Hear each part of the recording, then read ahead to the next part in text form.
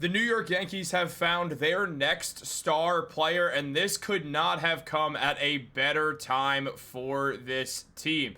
As the Yankees right now are looking at multiple players in the same position, gearing up to hit free agency, and the expectation is that they will not be in pinstripes next year, meaning the Yankees are going to have to dig into their prospects, and they have a gem right here that nobody is talking about, and we are going to break all of it down and discuss how this is huge for the New York Yankees and what we are going to see from this prospect next. But before we do that, guys, make sure to subscribe if you're part of that 74% that's not subscribed. We got a bunch of Yankees videos coming out between myself and Alex over this entire second half of this season, and then the playoffs, and then the off season, and there's going to be so much to talk about that you guys do not want to miss out on. But let's jump into it, because Brian Cashman, his drafting has definitely been iffy throughout his most recent tenure, or most recent years with the New York Yankees, and there's been a lot of talk about how much Cashman, or how long of a leash Cashman has, and frankly, the answer is basically endless. And there's been a lot of discussion about drafting, and can he still draft? Can Brian Cashman still internally develop talent the same way? Are the Yankees still able to do all this?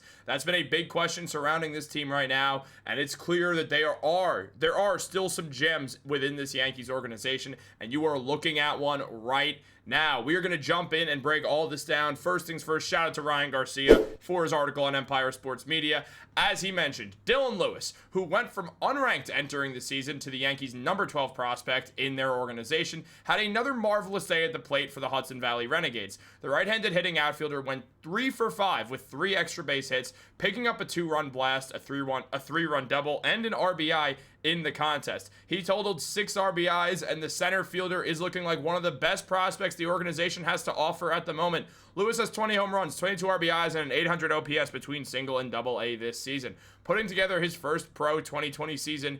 In his first pro season, he is an elite athlete. The Yankees do have a lot of outfielding prospects, though Jason Dominguez is not a prospect anymore. We understand what we mean, and then also with Spencer Jones and stuff, it makes things interesting. And as Garcia continued to mention, one of his doubles came in at 107 miles per hour, and at the minor league level, he's displayed 70 grade raw power that is translated into excellent game power. We're seeing more contact in the air and more contact in general. His rapid improvement throughout the season has quickly made him a name that both scouts and fans have to keep their eyes on every single night.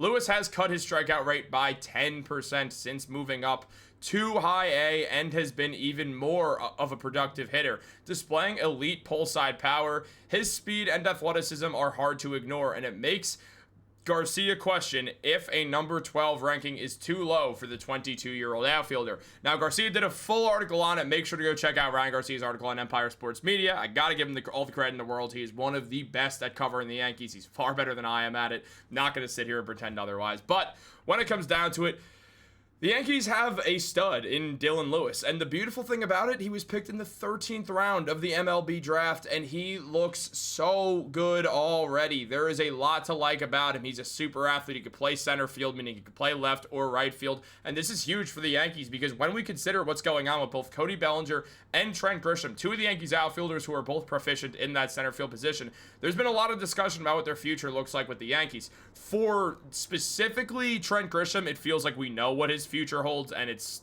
not with New York. And with Bellinger, it feels very up in the air, a little 50-50 at the moment. I mean, you look at Bellinger's numbers on the season, he's been the second best offensive player on the Yankees. He's got a 264 batting average, he's got 22 home runs, a 799 OPS, an OPS plus a 119, a slugging percentage of 480, and has been an excellent fielder as well. The former MVP is having his best season since winning that MVP award. He should have gotten his third All-Star nod, but unfortunately he didn't. However, he has been one of the best players on the Yankees. Again, he's been their second best offensive player, and he has to continue this for the Yankees to try to make the playoffs. And there's a lot of questioning, considering that he can opt out and become a free agent this season. This is his best chance at a payday, and if the Yankees are willing to pay him, that's great, but there's a world where they're not, considering all the outfield prospects that they have, which does make you consider what's next. Meanwhile, you look at Trent Grisham, and Grish has 21 home runs of the year, a 247 batting average, an 803 OPS, an OPS plus of 122. He's done a very good season, started really, really well, has slowed down a bit,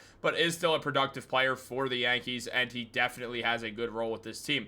Now, we feel like it's pretty safe to assume that Grisham is not going to stick around with the Yankees. Some team is going to pay him to be their center fielder, and it feels like the Yankees won't be willing to offer the same amount because of the existence of Bellinger, the existence of some prospects, including Spencer Jones, of course, and because Jason Dominguez is still here. Now, people have been a bit upset with Dominguez's year, only having a 257 batting average, 9 home runs, 89 hits, and just an OPS of 718. I don't think Dominguez is having a terrible season. Yeah, he's young. There's some growing pains, but I do believe in Jason Dominguez fully, and I will continue to believe in Jason Dominguez. One of the big issues that's happened this season, he's just not gotten consistent enough minutes or consistent enough at-bats, I really should be saying, because he's been taken in and out of the lineup, and just it's been so hard for him to get this consistent role. Next year, the Yankees will have him as a full-blown everyday player instead of a majority day player, and that will help a lot. Whether he's in left field, center field, that's up for debate. That's up for a question. It depends a lot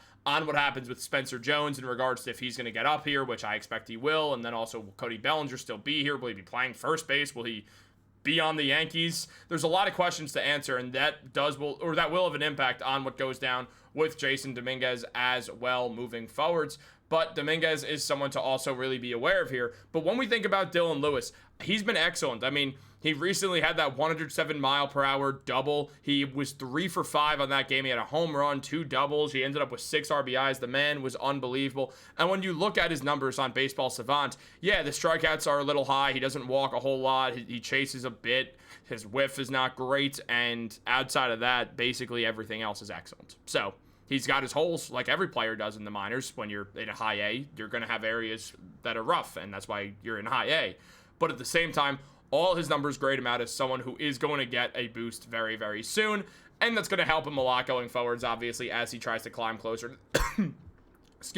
As he tries to climb closer to that MLB level, something that we should expect over the next 2-ish or 3 years. We know the Yankees don't rush their guys in when they're super young, so it's not something that has to be imminent, but it is something that you have to be aware of with the way that he's played this season thus far. I mean, on top of that, we look at his minor league stats this year. He's been excellent. In 401 at-bats, he's got 100 hits. That's a good batting average of 249. Not bad at all. He's hitting home runs. He's got 23 stolen bases and 20 home runs, so he's already at that 20-20.